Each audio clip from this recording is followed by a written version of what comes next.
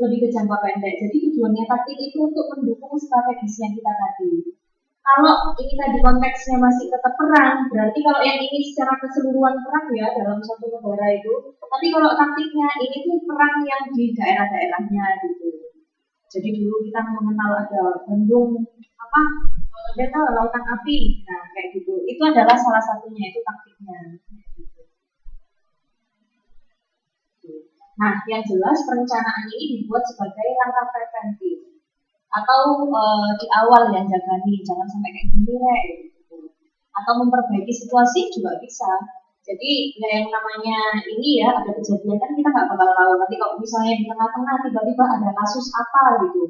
Misalnya terbukti ada yang korupsi atau anak buahnya ada yang nggak beres nih, ngambilin duitnya kantor kayak gitu, itu mungkin nggak terduga. Nah itu nanti bisa pakai strategi atau taktik untuk memperbaiki situasi. Nah bentuk yang lain masih menurut waktu, ada yang namanya sesekali dan juga kontinu. Kalau sesekali ini ya berarti ya cuma jangka pendek aja, sekali-kali aja dilakukan gitu. Tujuannya biasanya tunggal. Nah ini ada contohnya, perayaan perusahaan, ada ulta gitu, terus habis itu ngadain sekali aja kan, nggak mungkin dalam setahun merayain ulang tahun perusahaan 12 kali maunya. Memang lah jadinya ada beberapa perusahaan itu sampai 12 kali. Jadi yang jelas cuma sekali aja. Kalau pembuatan film dokumenter untuk perusahaan kan nggak perlu berkali-kali kan. Terus ada juga yang kontinu atau berlanjut. Semisal meliputi kebijakan pimpinan dan prosedur. Karena kebijakan pimpinan dan prosedur itu nanti kan bakal diterapkan ke karyawan. Nah, pimpinan itu harus selalu mengontrol. Itulah makanya kita bisa bilang kalau ini dalam contohnya yang kontinu atau berlanjut. Oke, terus ya. Kemudian kita ngomongin soal jenis perencanaan. Kalau atas dasar ruang lingkupnya, perencanaan itu dibedakan menjadi beberapa. Yang pertama, perencanaan komprehensif. Komprehensif itu artinya kalau dalam bahasa Indonesia itu secara menyeluruh. Gitu. Jadi kita bisa ngerti generalnya itu kayak gimana. Nah, makanya kan di sini saya tulis bahwa perencanaan komprehensif ini kita harus memperhatikan atau mempertimbangkan hal-hal yang umum. Dengan utamanya adalah keseimbangan. Jangan sampai aspek internal misalnya jomplang sama aspek eksternal. Internal sama eksternal jangan jomplang. Makanya harus ada keseimbangan. Kemudian yang berikutnya ada perencanaan program dan proyek. Sifatnya lebih khusus daripada yang komprehensif. Jadi butuh waktu yang lebih karena dia detail-detailnya itu banyak. Dibagi menjadi beberapa jenjang atau ruang lingkup dan tingkat wilayah sebagai berikut. Yang pertama, jenjang perencanaan komunikasi atau informasi strategi jangka panjang, jangka menengah, dan jangka pendek. Mirip ya sama yang awal tadi. Ini ada di dalam ruang lingkup waktunya. Kemudian ada perencanaan komunikasi atau informasi yang lebih khusus. Lebih khusus ini apa aja? Yang pertama tenaga kerja. Jadi mengecek kualitas sama jumlah tenaga kerja. Apakah itu sudah cukup di dalam sebuah perusahaan misalnya? Makanya ketika awal pertama itu kan saringan itu dibuka biasanya banyak banget orangnya ya. Terus habis itu disaring sama perusahaan dalam sistem apa ini namanya? Kenapa? Ada yang ya nggak apa-apa. Kenapa? Ya mungkin diseleksi, ada HRD-nya diseleksi, terus habis itu kalau saya udah masuk OJT dulu kayak gitu. Nah itu biasanya perencanaan yang tenaga kerja. Nah terus ada juga perencanaan fasilitas.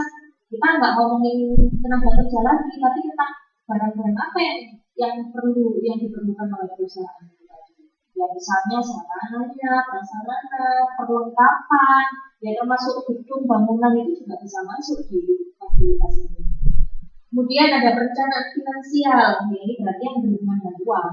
butuh berapa sih, misalnya dalam 1 tahun itu saya ada agenda ini, nanti butuh berapa gitu. Harus didata dan pengeluarannya.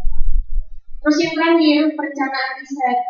Jadi jangan dipikir kalau misalnya perusahaannya itu nggak sama sekali ada hubungannya sama edukasi, tapi dia nggak melakukan riset. Oh, jangan salah. Biasanya perusahaan itu kalau udah besar pasti melakukan riset. Misalnya riset tentang opini publik gitu. Jadi orang itu ngerti tentang perusahaan itu kayak gimana sih citranya perusahaan saya di hadapan orang-orang itu seperti apa. Itu bisa jadi gitu di sini. Nah, kemudian yang ketiga ada perencanaan komunikasi atau informasi menurut wilayah jangkauannya. Kalau wilayah jangkauan sudah jelas ya, mulai yang terpusat, provinsi, kabupaten, hingga kecamatan. Ini kalau dibawain lagi bisa ini, ada desa, kelurahan, RT, iya kayak gitu. Dusun, ada dusun ya? Di tempat saya enggak ada. Terus, ya berikutnya adalah prosedur perencanaan. Jadi menyusun perencanaan ini kita nggak sembarangan. Ada beberapa prinsip yang harus dipegang. Yang pertama apa? Harus dikembangkan dalam bentuk jangka panjang, menengah, dan pendek. Dan semuanya ini sebenarnya saling membantu, jangka panjang, jangka menengah, jangka pendek. Saling membantunya di mana ya? Ada yang bisa ngasih contoh nggak? Keterkaitan antara apa ini namanya perencanaan jangka panjang hingga jangka pendek. Perlu nggak sih terkait perencanaannya ini? Atau bahkan nggak perlu ternyata? Perlu terkait. Perlunya kayak gimana?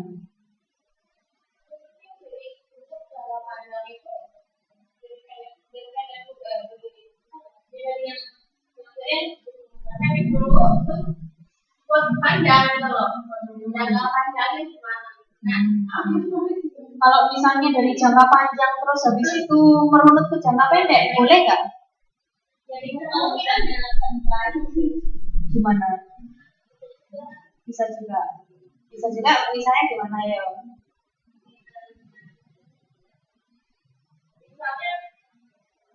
Mbak, misalnya olimpiade mengadakan olimpiade se-Indonesia, itu kan perlu jangka panjang. Olimpiade se-Indonesia perlu bukan Indonesia.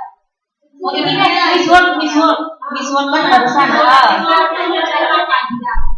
jangka panjangnya itu.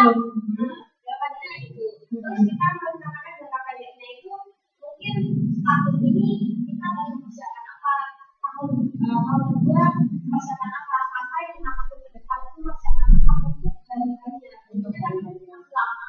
Mungkin jangka panjangnya itu berapa tahun gitu. Iya betul sekali. Iya. Jadi kalau bisa semuanya itu berkesinambungan, jangan sampai kita merencanain jangka pendek terus nanti jangka panjangnya amburadul kalau misalnya kayak gitu. Jadi kalau bisa dilihat dulu jangka panjangnya itu seperti apa, terus nanti dirunut gitu. Akhirnya nanti jangka pendek itu merujuk ke jangka panjangnya. Jadi gimana ya, satu tujuan gitu lah. Atau misalnya kalau suka jangka menengah dulu baru jangka pendek, sebenarnya juga nggak apa-apa sih ya, terserah sama perusahaannya masing-masing orang mereka yang punya uang ya. Tapi yang jelas semuanya itu harus merunut ke tujuannya.